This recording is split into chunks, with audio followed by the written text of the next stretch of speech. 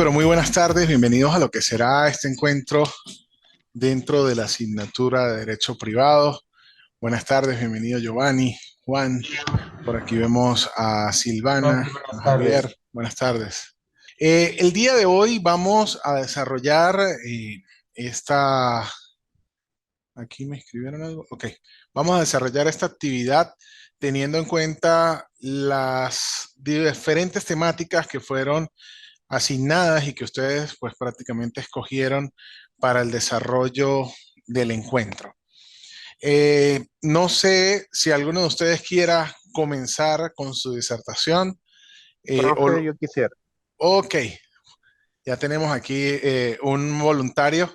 Vamos a arrancar con Juan Cabrera. Juan, lo importante es poder sintetizar la información. No sé si quisieras compartir alguna material de apoyo, alguna herramienta. Dentro de la línea que usted nos dio, profe, yo escogí legislación aplicable al Estado, capacidad y relaciones de familia en el derecho privado. Yo le tomé al tema que usted nos dio como una línea y yo quise hacer un ejemplo práctico del tema. Entonces yo escogí la identidad filiatoria y la tutela estatal. Ok, ¿cuál es la situación fundamental? La situación fundamental es que la identidad evidentemente es un derecho fundamental y en el caso de Ecuador constitucionalizado, entonces el Estado debería poder garantizarlo, hablando puntualmente de lo que refiere a la veracidad de los datos filiatorios. Sin embargo, a pesar del modelo de Estado que posee Ecuador, no lo hace, sino que vamos a decirlo que respeta, obedece, eh, lo que acuerden los padres legales, padre y madres legales.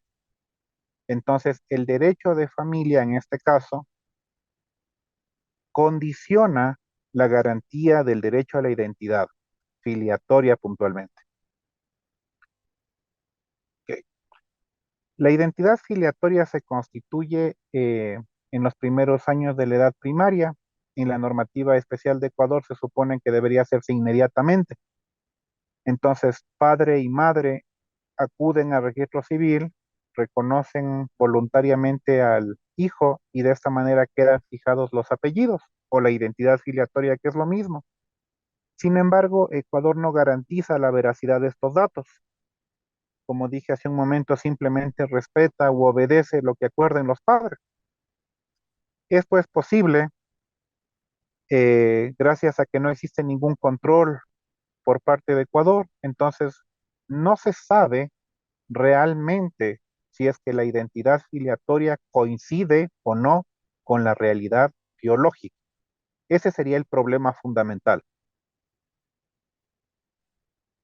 Todo esto es posible por una desactualización en el derecho en términos generales y el derecho civil en lo particular, debido a que a partir de la creación de la filiación en el derecho romano hace 1400 años, no existe ningún tipo de actualización. Se continúa con la buena voluntad de las partes, se continúa con las presunciones legales, como por ejemplo sería la presunción de que tiene que ser el cónyuge, el padre del hijo de la mujer.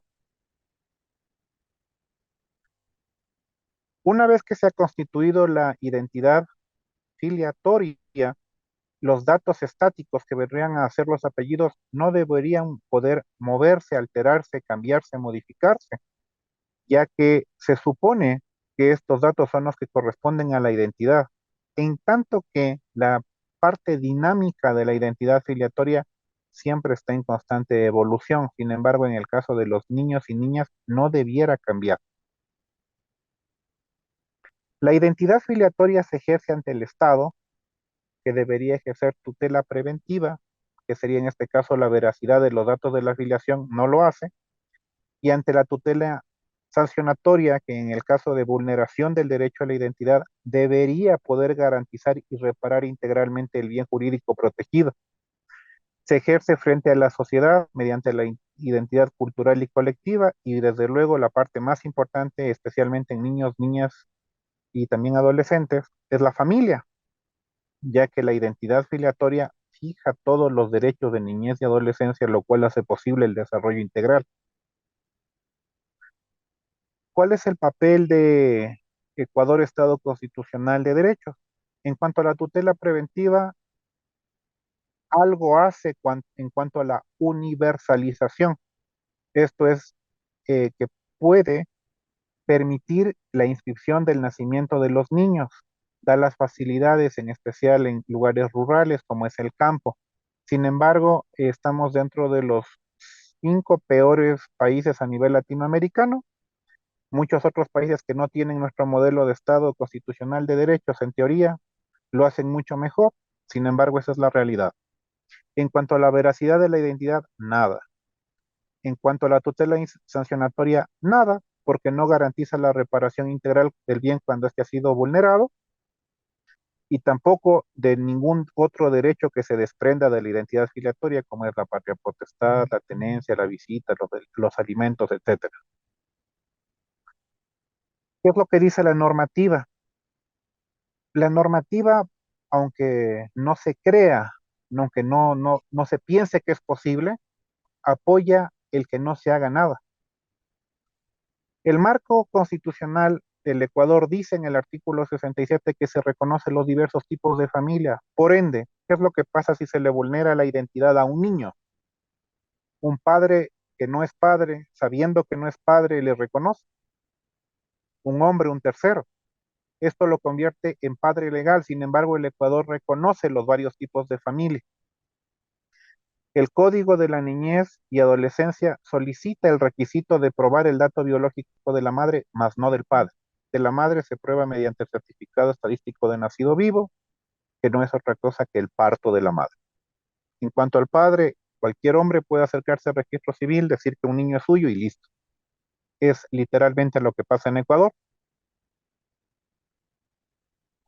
En cuanto al Código Civil, nosotros, profe, tenemos una reforma en el año 2015 que realmente es, es algo que no tiene ningún sentido.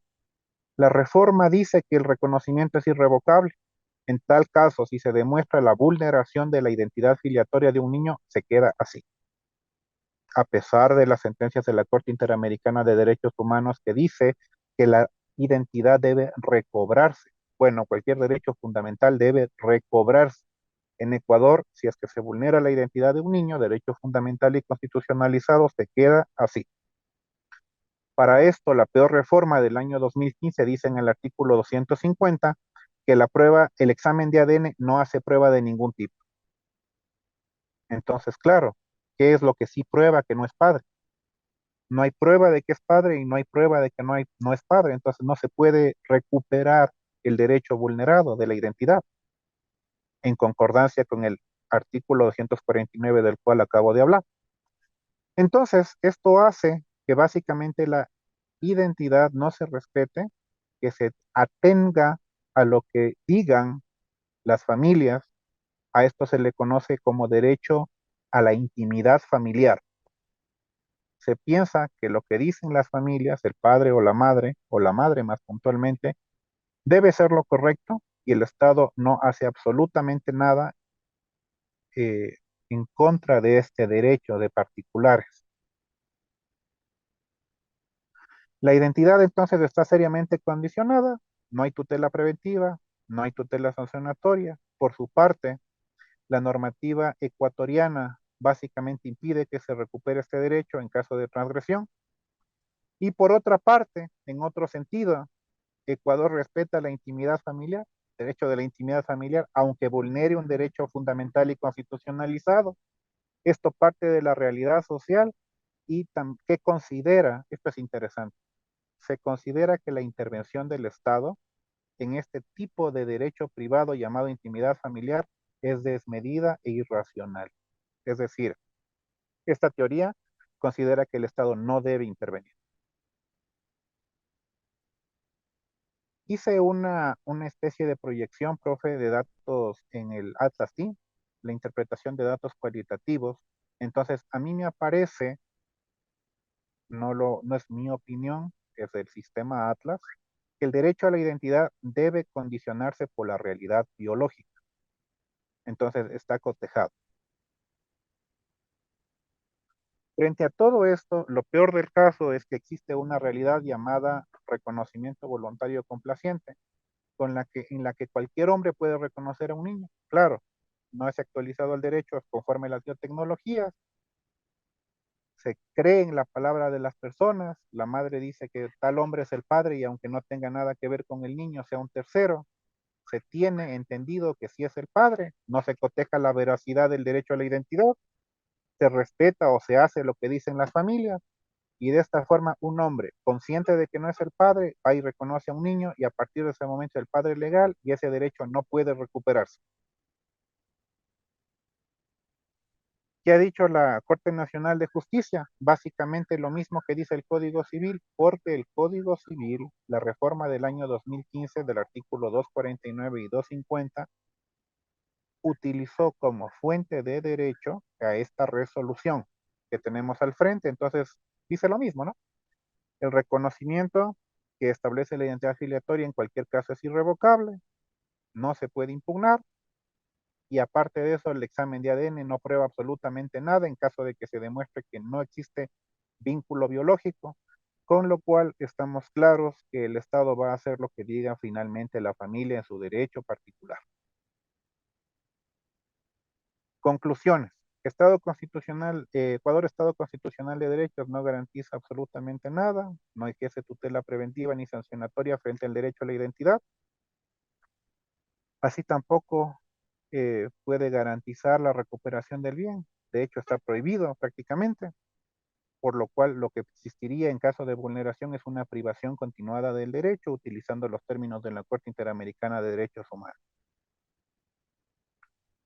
Eso sería todo, profe. Bien, muchísimas gracias, Juan. Eh, Ay, ya va, se me cerró la pantalla, pensé que se me ha ido la... Fíjate, bastante interesante esta posición de la legislación ecuatoriana.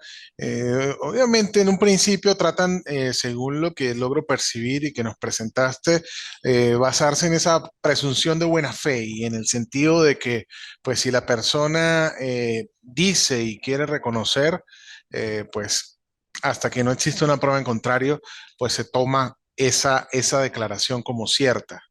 Bien, fíjese, Juan, excelente disertación. Fíjate que me llama bastante la atención. Le decía en un principio, cuando hubo ese corte, que al parecer el principio de buena fe, pues el principio que en un principio establecería el legislador al momento de hacer ese reconocimiento y permitir que se dé ese reconocimiento, principio que encontramos en esta rama del derecho, pero genera bastante ruido y entiendo que ese fue el mensaje también que querías traernos hoy aquí, es la no revocabilidad de esta situación ante hechos tan contundentes que nos presenta la ciencia hoy en día como un examen de ADN que da una probabilidad superior al 99% y que en todo caso indicaría que ese derecho a la identidad está siendo vulnerado y hay que buscar quién realmente es. Donde yo veo que pudiese surgir alguna situación en la cual el Estado pueda intervenir y no permitir que se retrotraiga esta situación de reconocimiento sería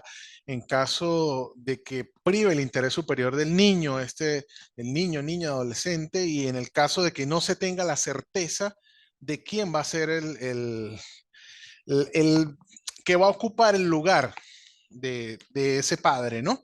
Pero si es una persona que de una u otra manera está intentando una acción por medio del cual se reconozca que es el padre legal de esa criatura, pues no veo el por qué no hacer esto. Y pues el Estado no intervenir y basado en este principio de protección casi que intramuros, ¿no? De lo que está dentro de la familia.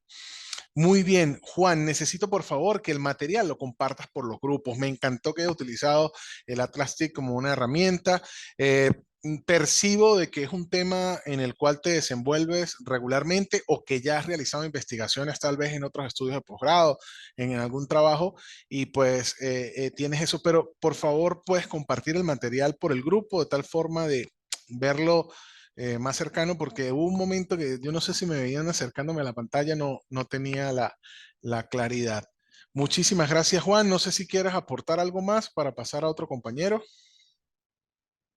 Gracias, profe. O sea, el tema, a ver, el principio de buena fe de las partes, sí. Lo que usted acaba de decir, sí es así. Pero el tema fundamental es que es increíble que el derecho de los padres, en este caso del padre, del hombre que lo reconoce como tercero, o de la madre que ella sí sabe que ese tercero no tiene nada que ver con el hijo, puede estar por encima de un derecho fundamental y constitucionalizado, puede estar por encima del principio del interés superior del niño, puede estar por encima del desarrollo integral, que el Estado constitucional de derechos no haga nada y que la Corte Nacional de Justicia diga que eso está bien y que haya Sí, una reforma al Código Civil. O sea, para mí es una locura, o sea, ya no tiene ni claro. sentido esto para mí. Claro, no, no, no, y choca con muchos conceptos básicos de derecho, ¿no? El hecho de que se den estas situaciones. Incluso te iba a preguntar, ¿qué dice el máximo tribunal en relación a ese sentido? Porque muchas veces, pues, el tribunal es el que pasa de una u otra forma a enderezar lo que deja por allí el legislador en el camino. Pero si más bien respalda una situación como esta, pues es donde surgen esas grandes interrogantes para uno como un operador jurídico, ¿no? Como operador del derecho. Es increíble, realmente es increíble. Perfecto, muchísimas gracias, Juan. Recuerda que quedamos con el compromiso de cargar el material que utilizaste como apoyo al grupo de WhatsApp, ¿ok? Con gusto este rato.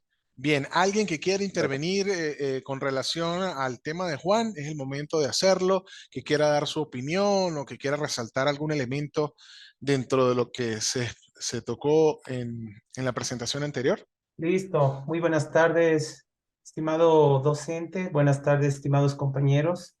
El tema de mi ponencia para la tarde está intitulado como los principios jurídicos del comercio electrónico que pongo bajo su consideración. Quiero partir mi exposición con un pensamiento de Seth Godin que dice, el cambio es incesante e implacable.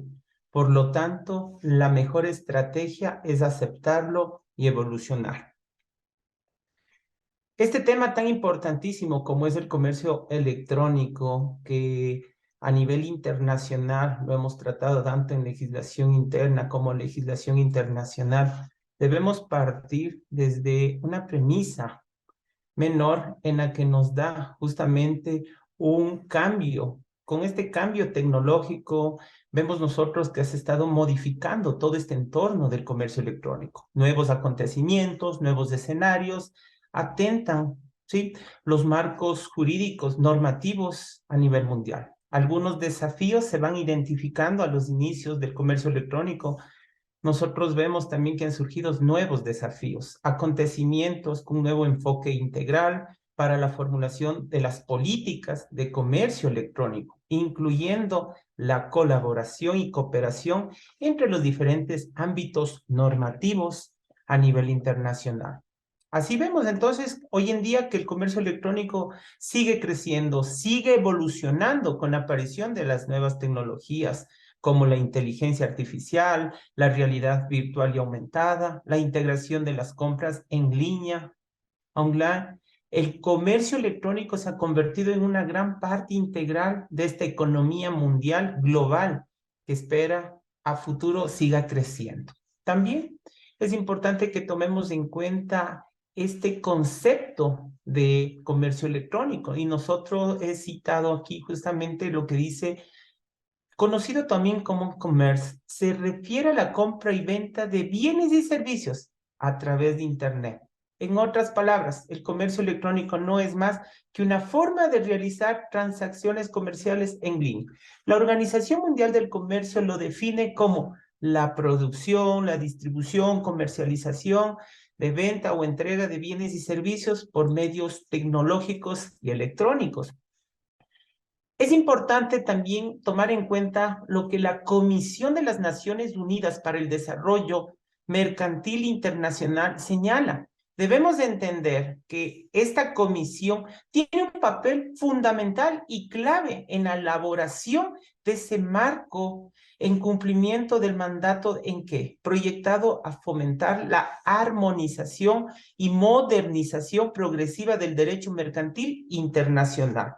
La comisión elaborará un conjunto de textos legislativos a fin de permitir y facilitar el uso de estos medios electrónicos en las actividades comerciales en las que ya se han adoptado en más de 100 estados a nivel mundial. Entonces, tenemos que tener en cuenta también que esta comisión, dentro del papel fundamental, sale a la luz la famosa Ley Modelo sobre el Comercio Electrónico, publicada en 1996. ¿A qué se refiere esta Ley Modelo sobre comercio electrónico? Tiene por objeto facilitar el comercio por medios electrónicos, ofreciendo a los legisladores un conjunto de reglas internacionalmente aceptables encaminadas a suprimir los obstáculos jurídicos y a dar una mayor previsibilidad dentro del ámbito del comercio electrónico a nivel internacional. También nos dice que esta ley modelo sobre comercio electrónico fue el primer texto legislativo en el que plasmaron los principios fundamentales. ¿Qué principios fundamentales? La no discriminación, la neutralidad respecto de los medios técnicos y la equivalencia funcional. Entonces es importantísimo que muy ampliamente reconocidos como elementos fundamentales del derecho moderno que rige el comercio electrónico. También importante que nosotros tomemos en cuenta que dentro de estos principios que ahora hemos dado un antecedente, ahora vamos a ver cuáles son los principios jurídicos que tienen base al comercio electrónico. Es importante que entendamos que los principios pueden ser utilizados como una base para la creación de las leyes, las políticas públicas, como también para poder establecer normas y estándares para que la conducta humana en una variedad de ámbitos, desde la política, la justicia, hasta la ética empresarial y la responsabilidad social. Es así entonces que los principios jurídicos son las ideas fundamentales que rigen dentro de los ordenamientos jurídicos de un país. Estos principios se basan en la filosofía, en la teoría jurídica, que dan forma a las leyes y normas que rigen toda una sociedad organizada. Es así entonces que podemos nosotros mencionar algunos de los principios jurídicos más importantes. Encontramos la legalidad, la igualdad, la justicia, la seguridad jurídica, la buena fe, la responsabilidad, libertad, publicidad, proporcionalidad. Entendamos lo siguiente, estos son solo algunos de los principios jurídicos, pero es importante tomar en cuenta ¿qué cosa?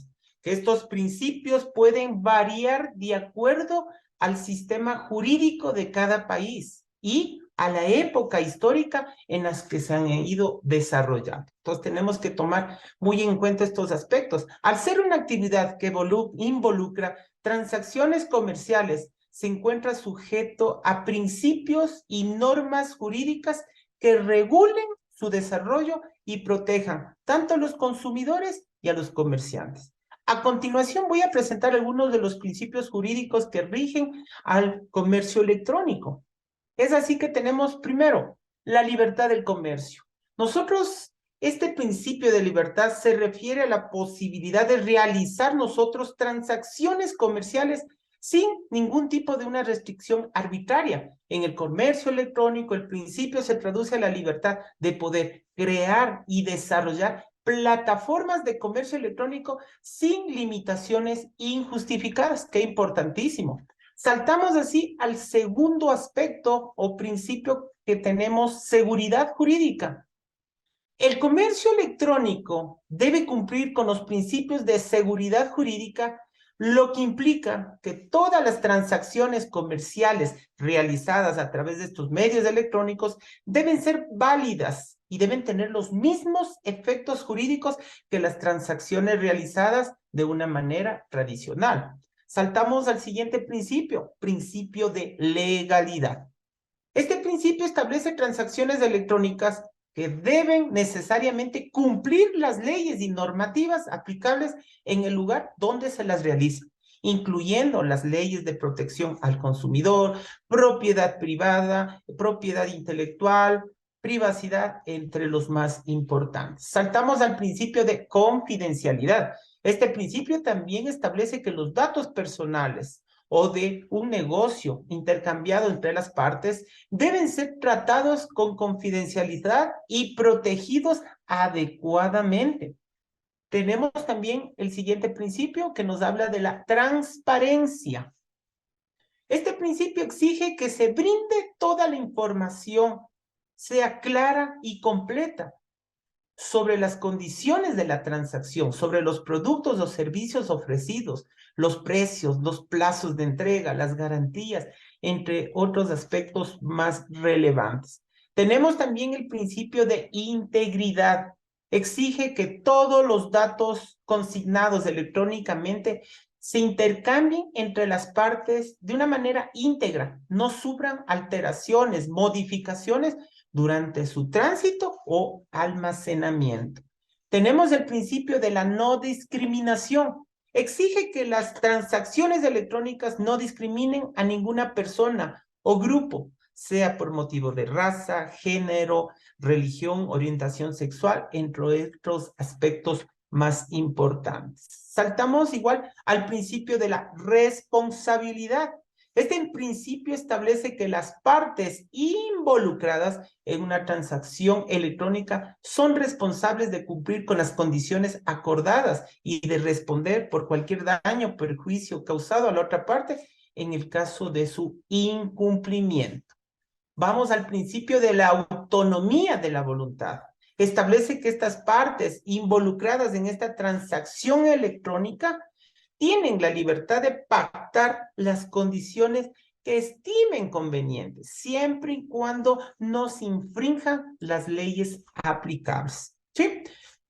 También dentro de lo que estuve investigando pone como principio a la Ley de Protección de Datos Personales. Establecen las reglas para poder tener la recopilación, uso, almacenamiento de datos en línea. Los vendedores deben garantizar esa privacidad, esa seguridad de la información de sus clientes y obtener el consentimiento de ellos dentro de las transacciones.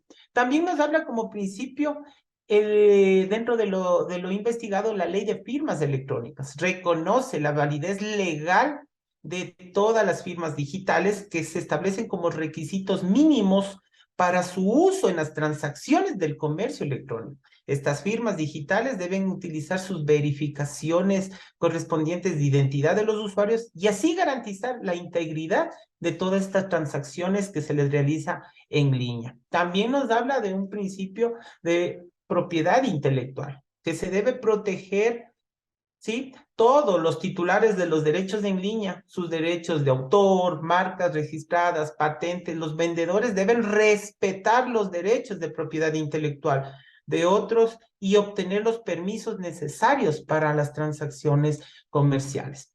Entonces, vemos el último principio que nos dice: Ley de Comercio Electrónico regula las transacciones de comercio electrónico en general y establecen los requisitos para la celebración de los contratos electrónicos, sus obligaciones tanto de los compradores y vendedores en línea que se las efectúa. También quiero tomar y poner en consideración la Ley de Comercio Electrónico, firmas y mensajes de datos dentro de la legislación ecuatoriana, publicada en el Registro Oficial Suplemento 557 del 17 de abril del 2002, que he citado puntualmente 3 artículos en lo que nos señala lo siguiente. Artículo 1, objeto de la ley.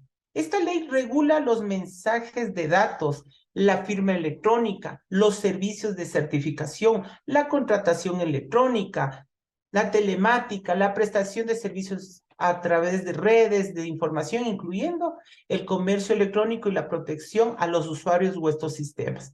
Muy importante lo que nos dice el artículo 2, reconocimiento jurídico de los mensajes de datos. Tendrán el mismo valor jurídico que los documentos escritos, ¿sí? Miren, qué tan importante. Y el artículo número 5 nos establece la confidencialidad y reserva. Aquí quería también hacer un poco un análisis en lo que nos habla los principios generales y los principios que dentro de nuestra ley establecen, como la reserva para los mensajes de datos en cualquier forma o medio. Toda violación a estos principios acarrea justamente una sanción. Nosotros podemos ver entonces lo que nuestra legislación está encaminada. Como conclusiones, nosotros podemos ver que el comercio electrónico ha experimentado un crecimiento exponencial en las últimas décadas, gracias a la popularización del Internet y el aumento en la confianza de los consumidores para realizar las transacciones en línea. El comercio electrónico continuará creciendo y evolucionando en el futuro, impulsado por la innovación tecnológica, el cambio en las preferencias de los consumidores. Y por último, a pesar de sus beneficios, el comercio electrónico también presenta algunos retos como la seguridad de las transacciones en línea, la privacidad de los datos del cliente y la competencia entre los vendedores en línea. Esta es la ponencia que tenía previsto mi estimado doctor. Bien, muchísimas gracias, Giovanni. Eh, ese Homero me sacó una sonrisa al final. El Yahoo, ya terminamos, ¿ok? Fíjate. Ay, Dios. Ok. Eh, Giovanni, cuando nosotros hablamos, Giovanni y demás compañeros, felicitaciones, Giovanni. Veo que pues profundizaste en el tema. Es un tema que realmente me gusta, me apasiona.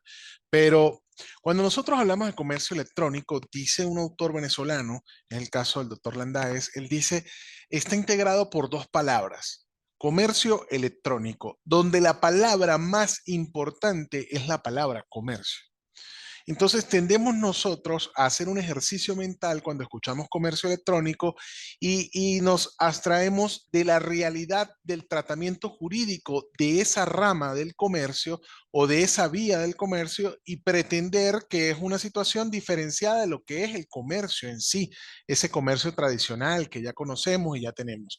Entonces, si partimos de este punto de vista en el cual el comercio electrónico sigue siendo comercio y debe tener un tratamiento y un enfoque jurídico, entendiendo que sigue siendo una actividad mercantil, una actividad comercial, hay que tener en cuenta que estos principios que bien decías, pues la mayoría de ellos forman parte, sí, tienen relación con el comercio electrónico, pero no son exclusivos del comercio electrónico, sino vienen derivados de la raíz que es el comercio, porque el principio de legalidad, el principio de libertad de comercio, el principio de seguridad jurídica, los tenemos presentes en la actividad comercial, sea electrónica o no.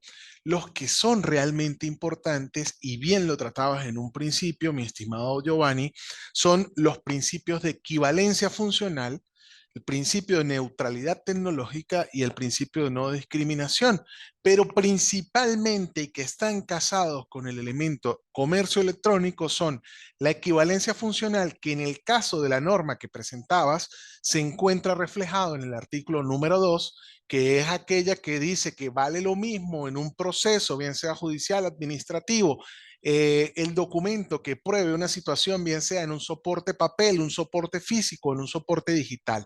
Esa es la equivalencia funcional, ese es el principio de equivalencia funcional y fíjate que viene estando presente en los modelos de legislación y en esta ley modelo de un citral desde el año 1996 por allá. Entonces, este es uno de los principios que tenemos que tener presente siempre que escuchemos comercio electrónico, además del principio de neutralidad tecnológica.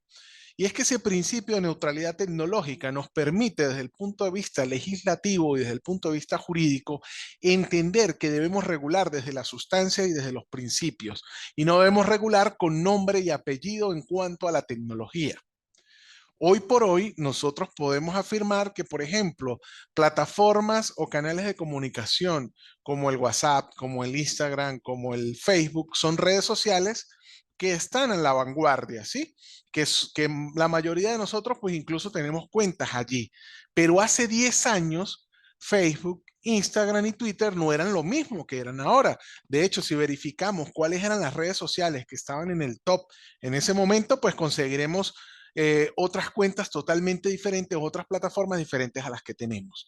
¿Qué pasaría si en esa fecha el legislador y todo el marco jurídico hubiese desarrollado toda esta infraestructura llamándolas por sus nombres comerciales o por su tipo de participación? ¿Ok? ¿Qué hubiese pasado? Que hubiésemos caído en situaciones de derecho ineficaz o donde estaríamos haciendo referencias a tecnologías que no existen.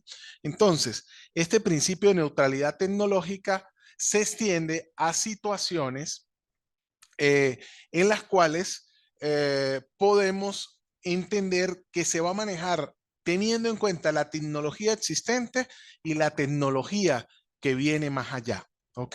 La que viene después. Y como les decía en alguna clase pasada, pues ahorita la inteligencia artificial es la que está de moda en este momento, pero eso no quiere decir que la inteligencia artificial no haya estado presente incluso en otros aspectos durante nuestra vida en el pasado, que ahorita está de moda y está de moda por aquello del marketing que se le está dando y sobre todo porque es accesible a nosotros y ya podemos hacer y jugamos con la inteligencia y ya salen las redes y ya está aquello.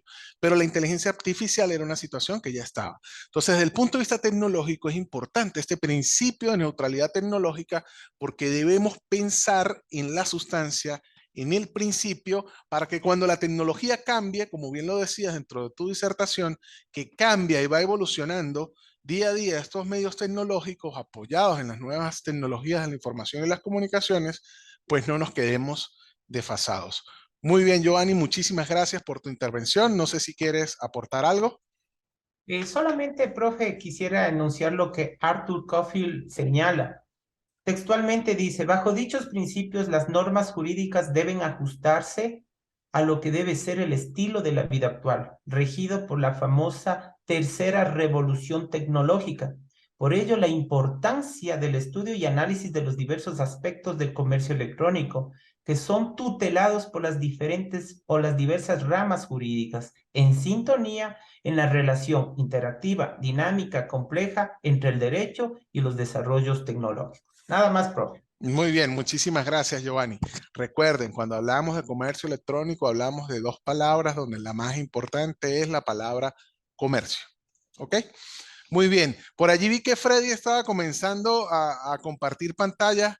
No sé si quiera él participar o quiera alguno de ustedes participar seguidamente. Claro que sí, Yo, doctor. profe, Profe. Ajá. profe, quería hacerle una acotación.